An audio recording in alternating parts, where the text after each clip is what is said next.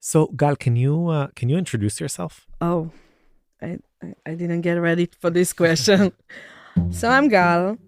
I'm 40 years old. I'm a graphic designer. I have a kid, 7 years old, and I have a partner. We live in the middle of Tel Aviv. This is the best city in the world. You say that while you're recording in our studios in Yeah, Jerusalem. yeah. I'm trying to bring everyone to Tel Aviv. And that's it, I think. I don't know. I first heard of Gal Zaychner last spring when I read a personal essay she had written in the Haaretz newspaper. It hit me hard, that piece of hers, and stayed with me for days. The next week, a follow-up account came out, and it turned out they were part of a larger project. Yeah, I am writing a book. I'm trying to write a book. I started to dream about book when I was very, very young, like 20 years, and I didn't have anything to tell. But then, an incredibly tragic event in her life opened up the floodgates. She started writing and writing and writing because, as she says, she needed A place to take everything out. What grabbed me about Gal's writing was that it felt very different from anything I'd read before. She has this way of talking about death in a simple, straightforward, almost matter-of-fact voice. It's not like a voice to someone's dead and everything is bad now.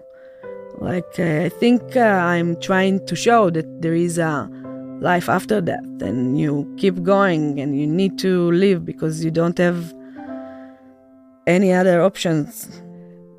If we understand that death is part of life, it will not be so terrible. It's okay. Like, this is life. Hey, I'm Mishi Harman, and this is Israel Story. Israel Story is brought to you by the Jerusalem Foundation and the Times of Israel. So, as you know, given all that's going on here in Israel, we're devoting most of this year to our Signed, Sealed, Delivered series, which tells the stories of all 37 signers of the Declaration of Independence, and tries to paint a picture of who we, as a country, set out to be, and how the hell we ended up where we are today. I encourage you all to listen to Signed, Sealed, Delivered, which is, without a doubt, the most ambitious project we've ever done. So far, we've released episodes about 12 of the 37 signatories, alongside a whole bunch of bonuses and specials. And I can say that working on the series has taught us a lot about this unprecedented period we're currently in. Anyway, we'll be returning to the series next month. But before we do, we're going to be releasing some brand new regular, as in non-Signed, Sealed, Delivered, Israel Story episodes. And today, we bring you part one of a two-part episode called A Life After Death. Now, I don't want to say much more, mainly because Gal's words speak for themselves. I will say, however, that these two episodes deal with sudden death and grief. So please take that into account when deciding whether to continue listening. You can read more in the episode notes. I know you care about the war in Israel right now, and you've been reading the headlines.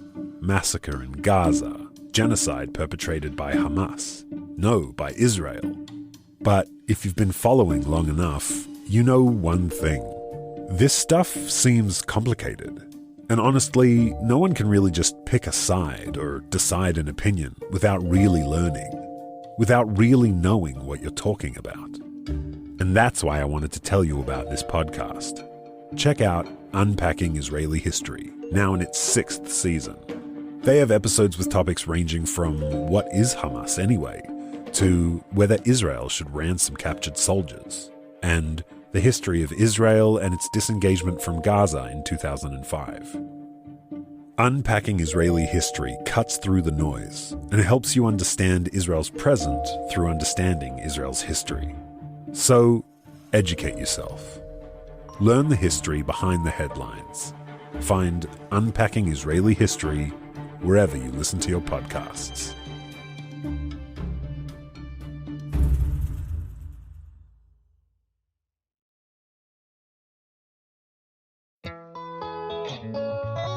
With what seems like an endless amount of information at our fingertips, we tend to forget that wondering about things is really part of the journey to finding answers we're looking for.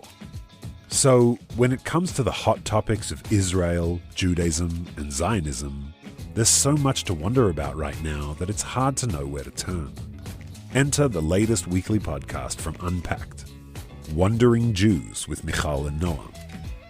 Join hosts and educator extraordinaires Michal Biton and Noam Weissman as they tackle these topics and the uncomfortable questions that surround them, with the goal of working towards the answers together with their listeners. No matter where you're from, if you've ever wondered about anything, this is the podcast for you. So check it out. Subscribe to Wandering Jews with Michal and Noam on your favorite podcast app today. Wandering Jews is brought to you by Unpacked, a division of Open Door Media.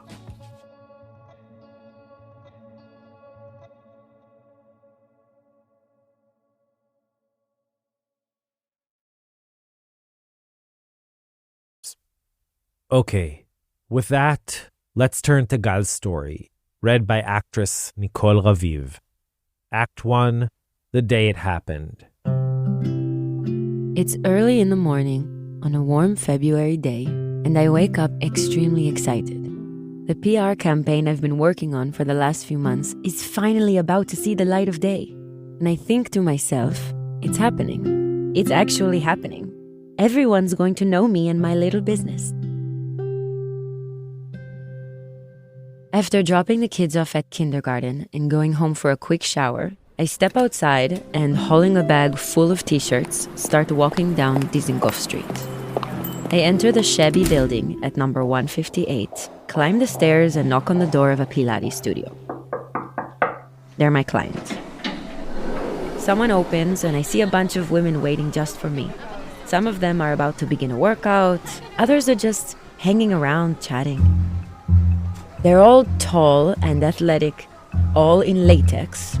And then there's me, standing there like an alien. Not exactly tall and not exactly athletic. I hand out the t-shirts I've brought, give some instructions about how to best tag on social media, and 5 minutes later, I'm outside, pleased by how well it all went down. On my way home, I pop into a pharmacy and pick up some diaper cream for my 11-month-old son Noach, who has a nasty rash all over his butt. I then swing by his daycare, peek through the gate so that he won't see me and start crying, and quietly pass the cream to his ganenet, his kindergarten teacher. Bye. Once that's done, I go home to finish up some work. I have a report to send and an important call with a different client, and it all needs to be done before the 4 p.m. pickup. At 3:36, I'm typing away on my computer when my cell rings. Noach's ganenet's name appears on the screen. Now, there are moments in life in which we think about worst-case scenarios, about loss, about disasters, about the most terrible what-ifs. We think about how we would act, how we would cope. Then, we try to push these thoughts away because we want to make sure they don't, simply by lingering in our head for too long, somehow become part of our reality. But this is not one of those moments. Not at all. I actually answer the phone with a smile. Then, suddenly, every single irrational fear I've ever had comes true.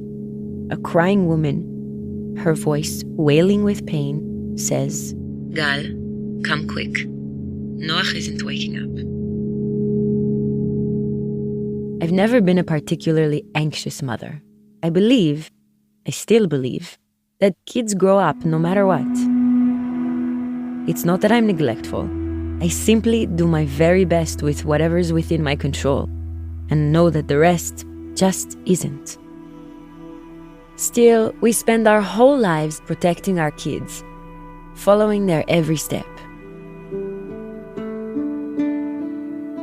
We're naturally programmed to part with our elders, but not with our children.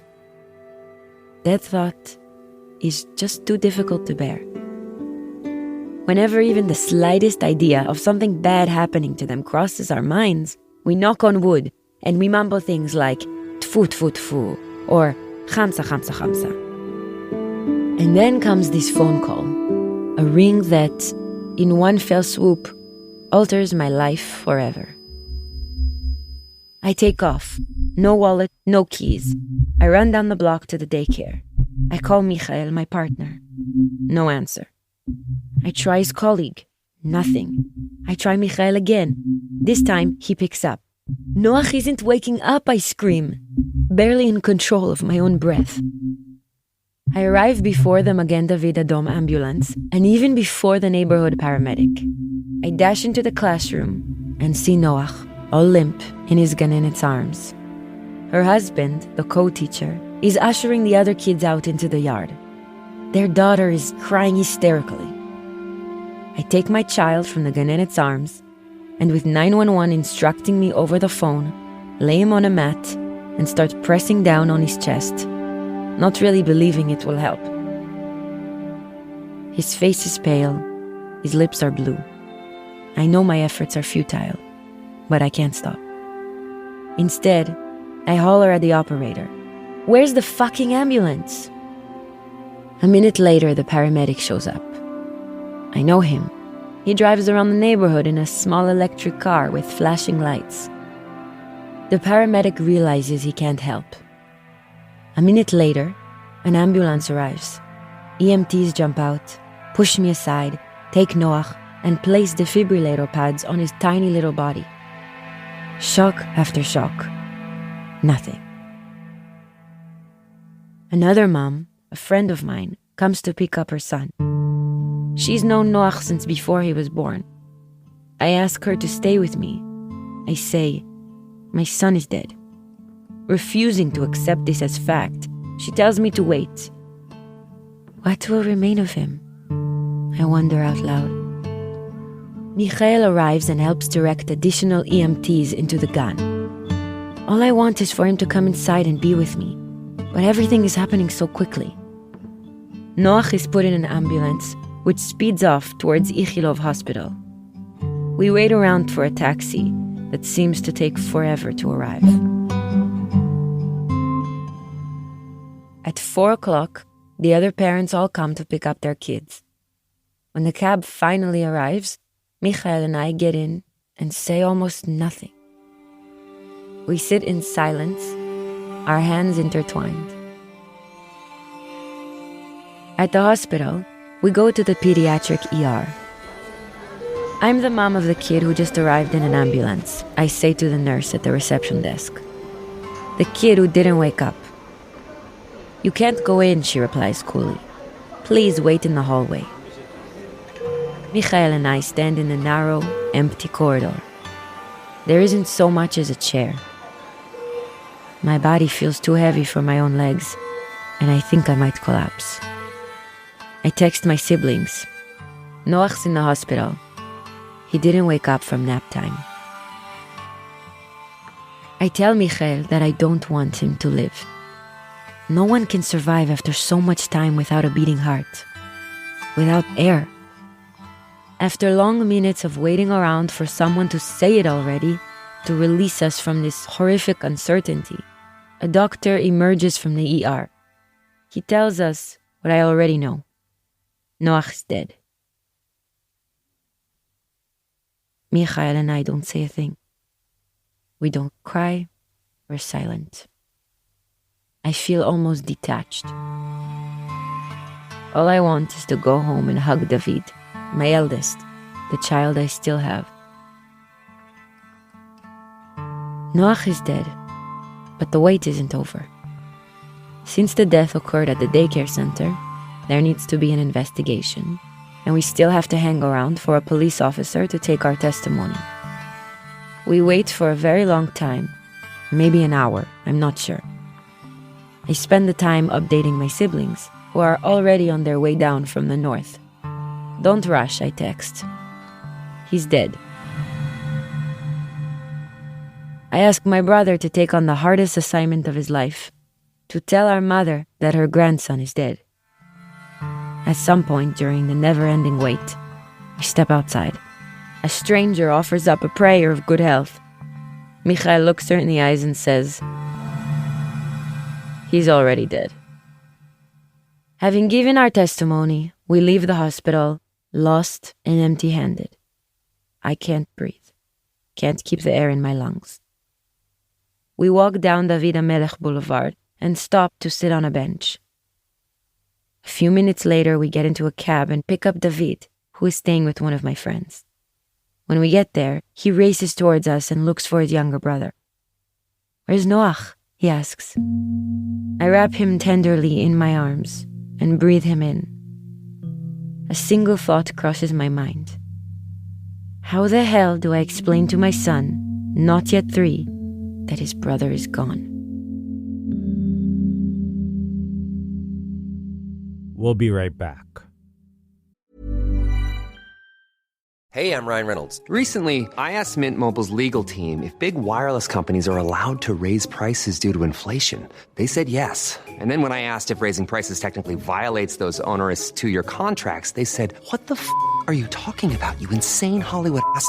So to recap, we're cutting the price of Mint Unlimited from $30 a month to just $15 a month. Give it a try at mintmobile.com/switch. $45 up front for 3 months plus taxes and fees. Promo rate for new customers for limited time. Unlimited more than 40 gigabytes per month. Slows full terms at mintmobile.com.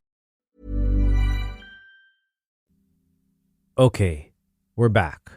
Here's Gal. I hate Shiva.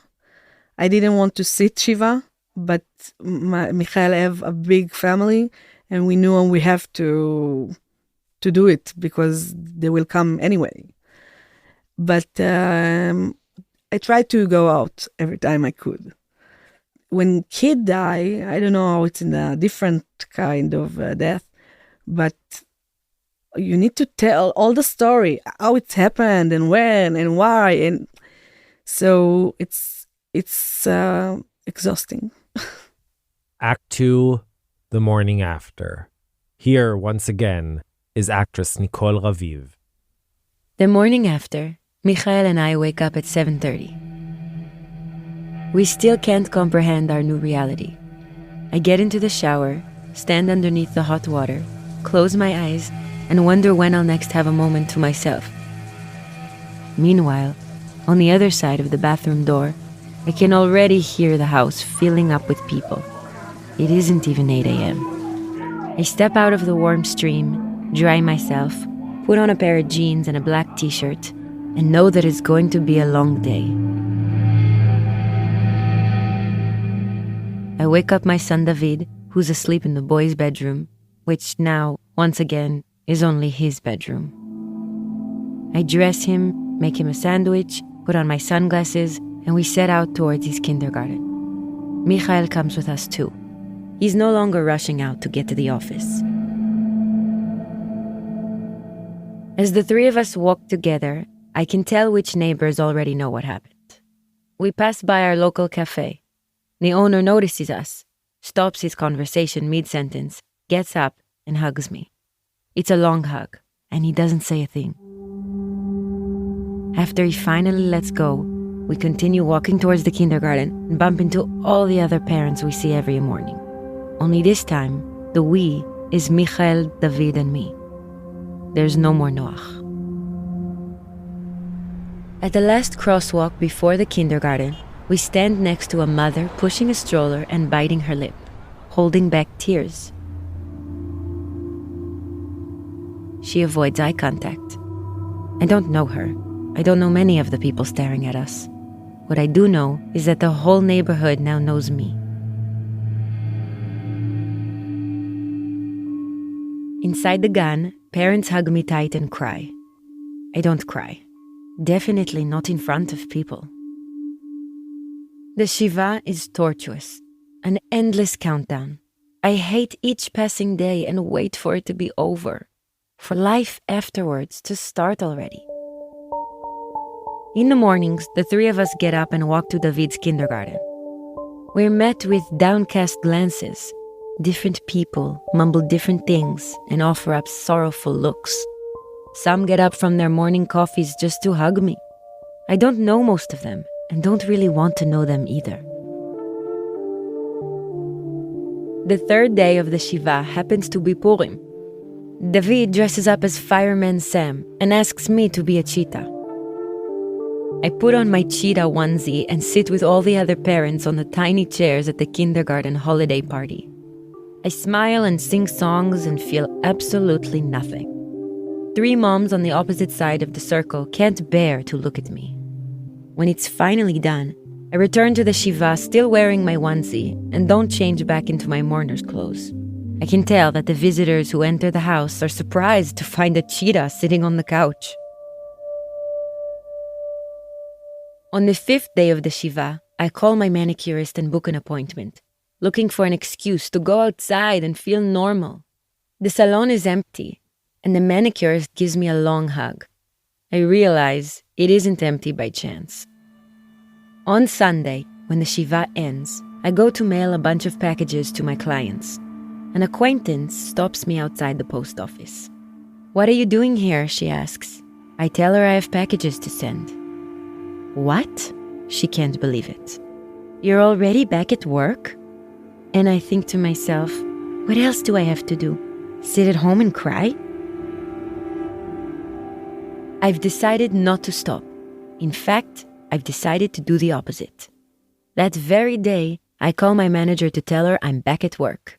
Soon, advertisements for my campaign start popping up all over the internet. Pitying glances aren't going to stop me. At an eye exam a month later, my optometrist asks when I last gave birth. I tell her it's been about a year, trying to avoid specifics. She then asks how many kids I have. 1, I say. He's 3. I can see the wheel starting to spin. "What's his name?" she inquires. "David," I reply, and her eyes are already moist. "I see," she says quietly, and I know the exam is a bust. Now that's all she'll think about. "How many kids do you have? And what about a brother for the boy?" Are questions complete strangers somehow feel comfortable asking me.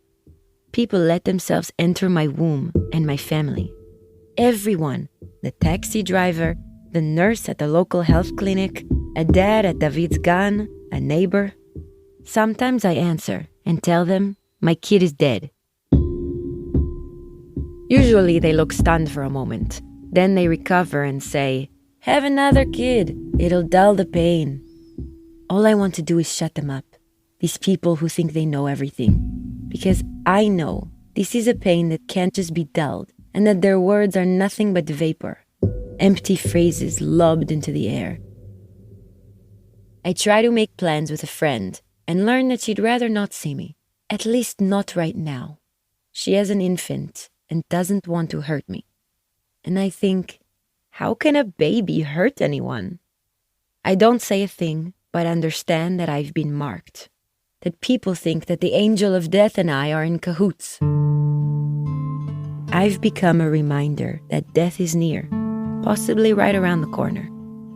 The few friends I do hang out with complain about day-to-day things. Kids, money, work, rent.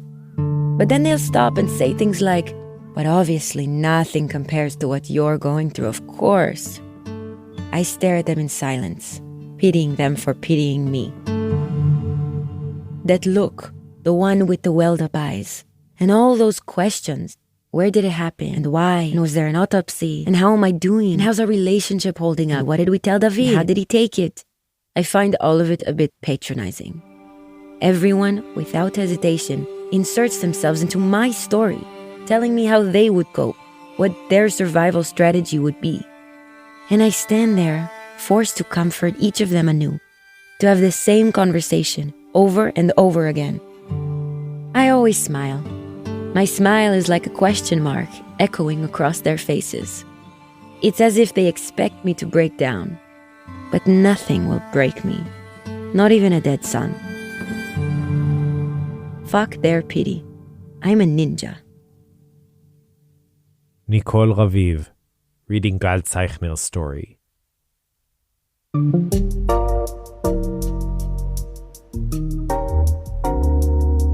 Our staff includes Yochai Meital, Zev Levi, Adina Karpuch, Jamal Rishek, Yael Ben-Chorin, Mitch Ginsberg, Hadas Kidron, Jennifer Cutler, Alexandra Muller, and Rotem Tzin. Sela Weisblum is our sound engineer.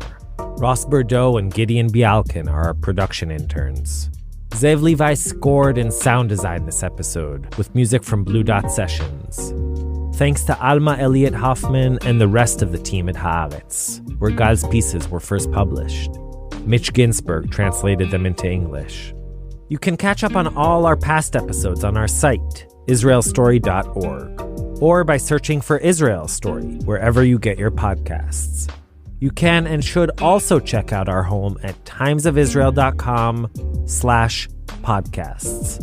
And of course, follow us on social media, Facebook, Instagram, Threads, the platform formerly known as Twitter, all under Israel Story. If you're interested in sponsoring episodes of Israel Story, email us at sponsor@israelstory.org.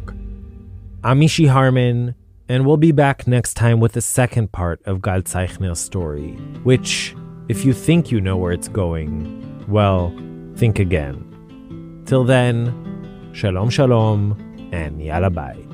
כי שירי הוא בת קול ברוח, מכתבי השלוח, מסילת חיי, געגוע את תפילותיי. כי שירי הוא עלה ברוח, הנידף השכוח, הוא האור הרך הנפקח בלילותיי. הוא אתה הולך אליי,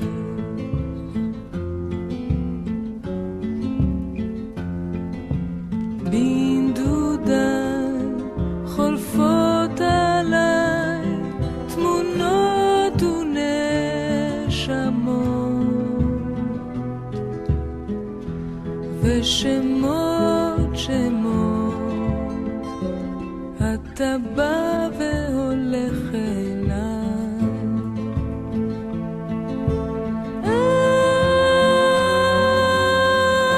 עלתה סביב,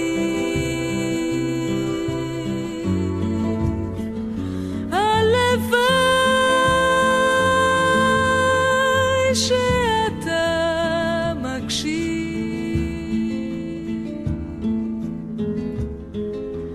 אולי, אולי, אולי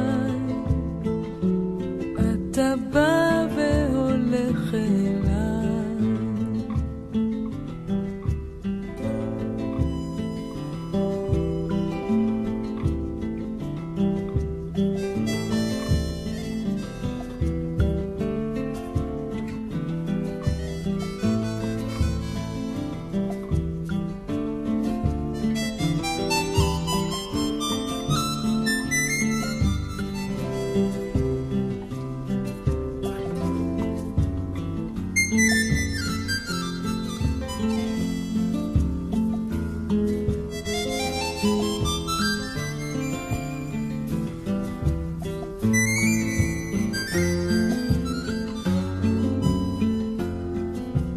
בדרכי הולכים איתי נופים וניגונים, ופנים פנים, אתה בא והולך אליי. יד דומיה סביב,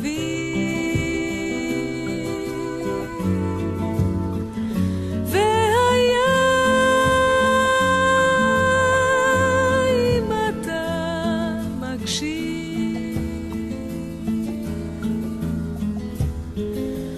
אולי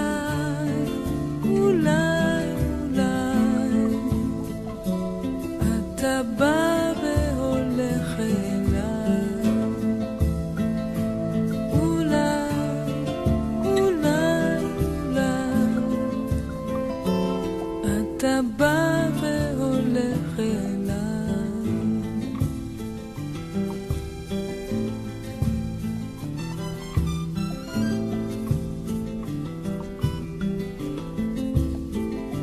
כי שירי הוא משב הרוח, חלוני הפתוח, מעיין כוחי, צחוק ובכי, קץ יסורה.